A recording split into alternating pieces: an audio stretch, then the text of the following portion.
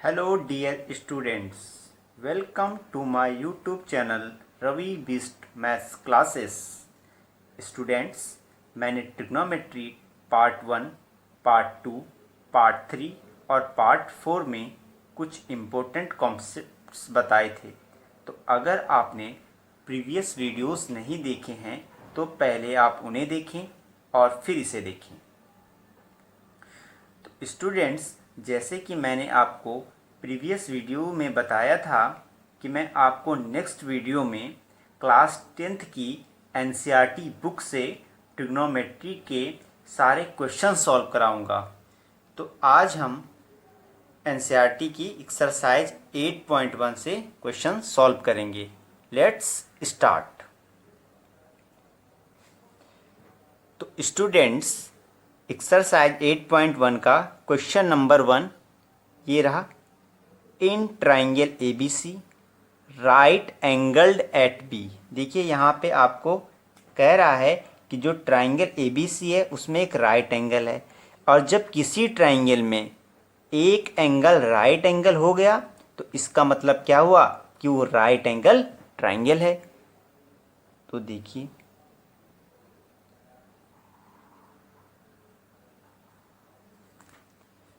ये आपका ट्राइंगल है ABC। सबसे पहले उसने कहा है राइट एंगल्ड एट B, मतलब जो एंगल B है वो राइट एंगल है, वो 90 डिग्री। तो यहाँ ये एंगल B हो गया 90 डिग्री। अब आप A वर्टेक्स चाहे यहाँ लिखिए चाहे यहाँ लिखिए, इससे कोई फर्क नहीं पड़ता। A B and C। Now AB equal to 24 centimetre. AB की जो लेंथ है वो है 24 centimetre and BC equal to 7 centimetre. Okay, determine sine A comma cos A। अब स्टूडेंट्स जरा यहाँ पे आप ध्यान से देखिए, अगर मैं बात करूँ साइन A की अगर हम बात करें तो देखिए, अगर साइन A आप जानते हैं साइन थीटा, मैंने बताया था आपको, होता है परपेंडिकुलर अपॉन हाइपोटेनस। देखिए परपेंडिकुलर का वर्क तो 7 करेगा, ठीक है। हाइपोटेनस क्या है? 90 डिग्री के जस्ट सामने हाइपोटेनस होता है AC, 7 अपॉन AC, और AC की वैल्यू हमें नहीं पता है। तो सबसे पहले तो हम ये काम करेंगे कि AC की वैल्यू पता करें। अब AC की वैल्यू कैसे फाइंड करेंगे? इसके लिए मैंने आपको पहले वीडियो में बताई थी पाइथागोरस थ्योरम। तो देखिए ध्यान से, सबसे पहले हम क्या करेंगे, इन ट्राइंगल ABC, ये राइट एंगल ट्राइंगल है तो यहाँ पे पाइथागोरस थ्योरम यूज होगी, बाई पाइथागोरस थ्योरम। देखिए स्टूडेंट्स, पाइथागोरस थ्योरम क्या कहती है? हाइपोटेनस का square equal to other sides के स्क्वायर का सम, मतलब AC का whole of square equal to AB का स्क्वायर प्लस BC का स्क्वायर। AC स्क्वायर, AB आपका 24 प्लस BC 7,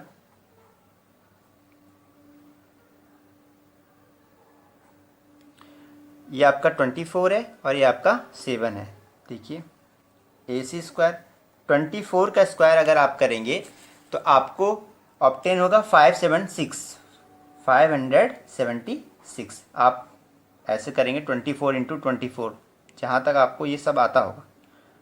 7 7 जा 49, 7 का स्क्वायर तो 7 इंटू 7 इक्वल टू 49। इन दोनों को ऐड करेंगे, 9 6 15, 5 कैरी 1, 7 4 11, 1 2 5 1 6, 625। अब देखिए यहाँ से अगर मैं स्क्वायर को हटाऊंगा तो यहाँ अंडर रूट 625 में लग जाएगा।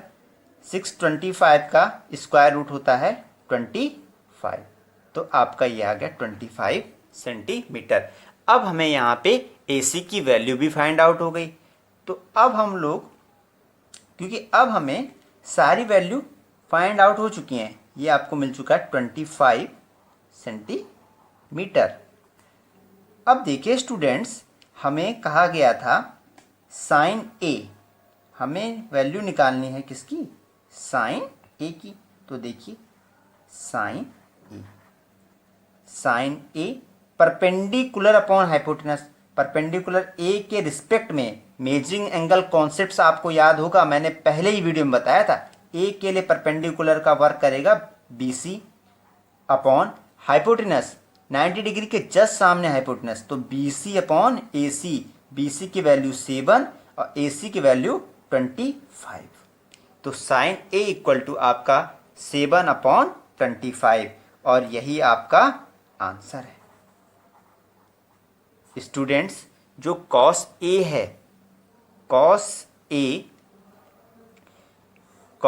ए की वैल्यू आपको खुद से फाइंड आउट करनी है, ये आपका लॉकडाउन वर्क है। देखिए अब दूसरा साइन सी,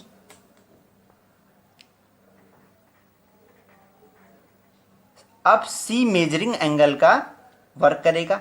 सी के लिए परपेंडिकुलर जस्ट सामने, एंगल सी के जस्ट सामने क्या है, ए बी, तो ए बी अपॉन हाइपोटेनस, मतलब परपेंडिकुलर अपॉन हाइपोटेनस, और हाइपोटेनस मेजरिंग एंगल पर डिपेंड नहीं करता है, 90 डिग्री के जस्ट सामने ए सी, तो A B upon A C, A B की वैल्यू 24 और ए सी की value 25।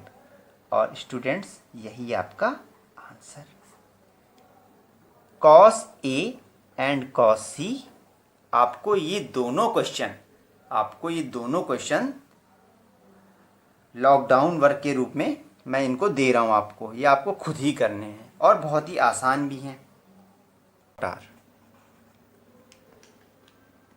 Ten P, tan theta equal to, मैंने पहले ही आपको बताया था, टेन थीटा इक्वल टू होता है perpendicular upon base, P measuring angle, इसके रिस्पेक्ट में परपेंडिकुलर क्यू आर है, तो परपेंडिकुलर अपॉन बेस, अगर क्यू आर परपेंडिकुलर होगा तो आपका बेस, आपका जो बेस है वो आपका पी क्यू होगा, तो Q R upon P Q. अब देखिए कॉट आर, आर एंगल के रिस्पेक्ट में, कॉट थीटा इक्वल टू होता है बेस अपॉन परपेंडिकुलर, तो आर के लिए बेस है क्यू आर और परपेंडिकुलर का वर्क करेगा पी क्यू। जरा आप गौर से देखिए, Q R upon P Q minus Q R upon P Q, दोनों सेम वैल्यू हैं, और जब दो सेम वैल्यू माइनस होती हैं तो आप जानते हो आंसर आता है 0। तो आपको सिर्फ इतना छोटा क्वेश्चन था ही और इसका आंसर आपको 0 ऑब्टेन हो गया। आपको क्यू आर की वैल्यू फाइंड आउट करने की यहाँ पे कोई भी ज़रूरत नहीं है। अब देखिए student question number 3, if sine A equal to 3/4 calculate cos A and tan A. वैसे तो ये बहुत सिंपल क्वेश्चन है, लेकिन जनरली जो बच्चे इस क्वेश्चन को करते हैं वो गलत तरीके से करते हैं। देखिए आज हम इसको सही तरीके से भी करेंगे। देखिए कैसे इसको सही तरीके से किया जाएगा। देखिए यहाँ पे साइन ए इक्वल टू 3/4, तो स्टूडेंट्स पहले आपको एक राइट एंगल ट्राइंगल बना लेना है।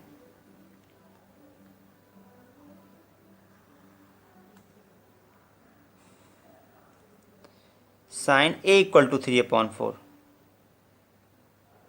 इसका मतलब आपको जो एंगल दिया हो उसको छोड़ के आप किसी को भी राइट एंगल मान सकते हैं, लेकिन उसको आपको राइट एंगल नहीं मानना है।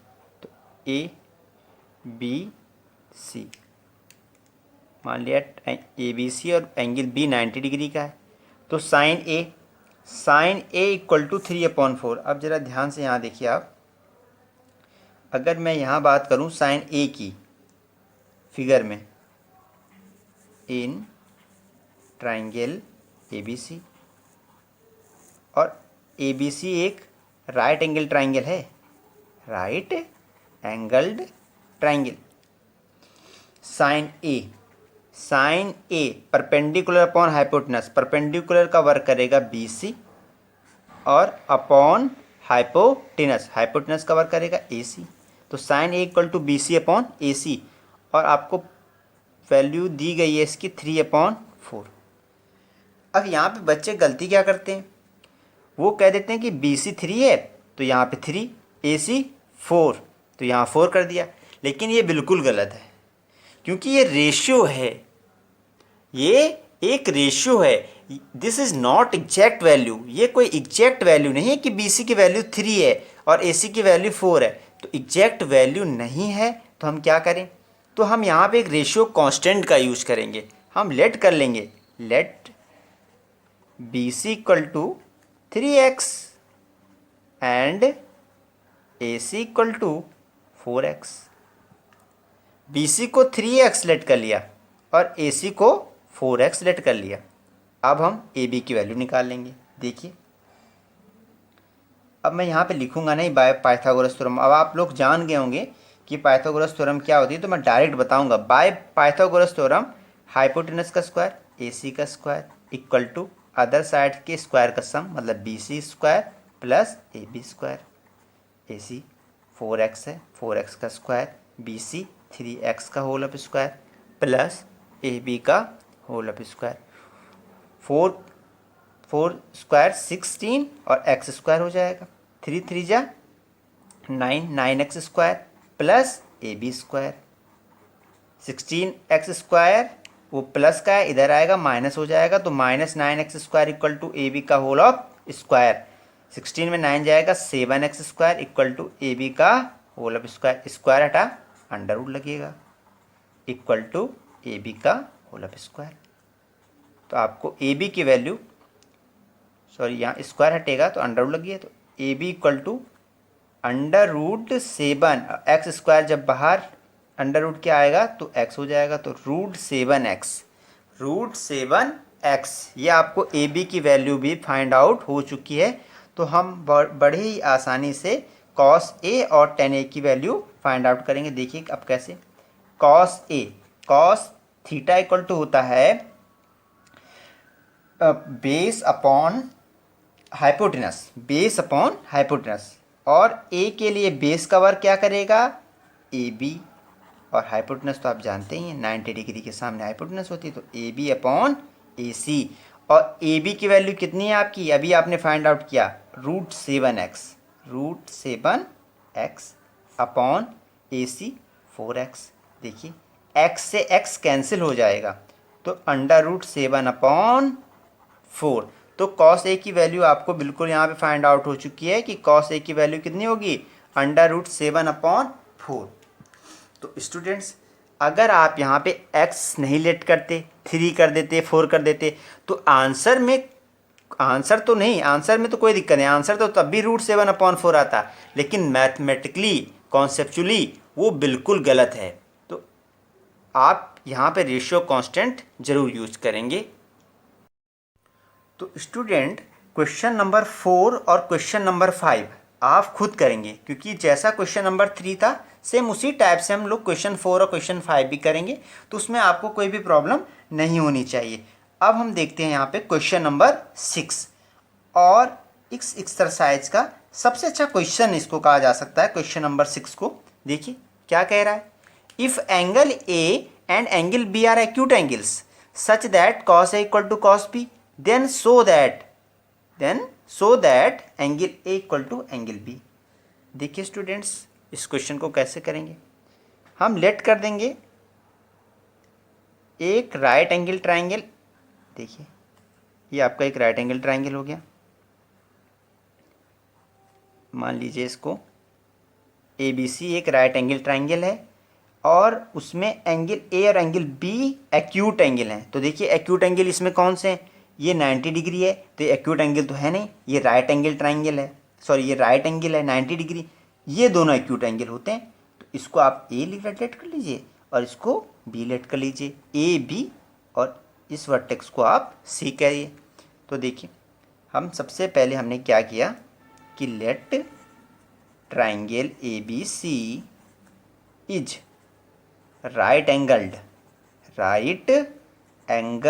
राइट एंगल है एट C, मतलब C 90 डिग्री का है और ABC एक राइट एंगल ट्राइंगल है, where angle A and angle B are acute, angle A and angle B are acute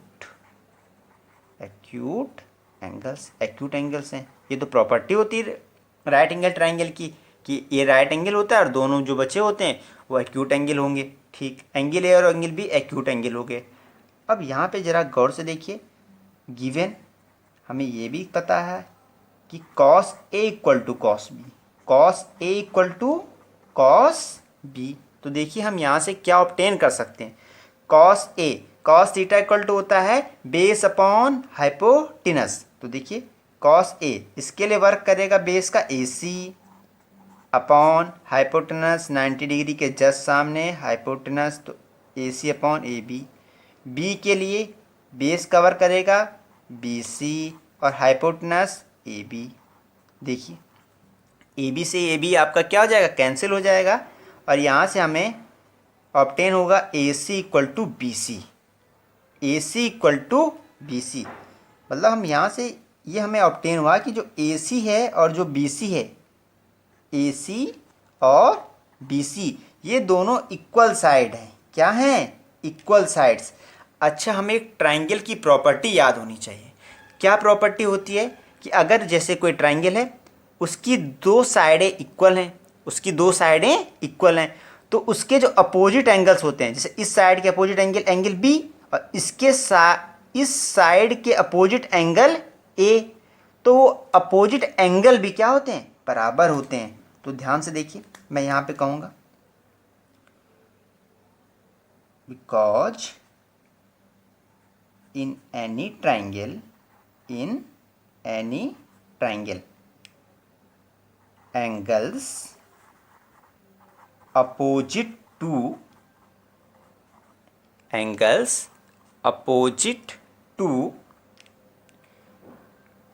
two equal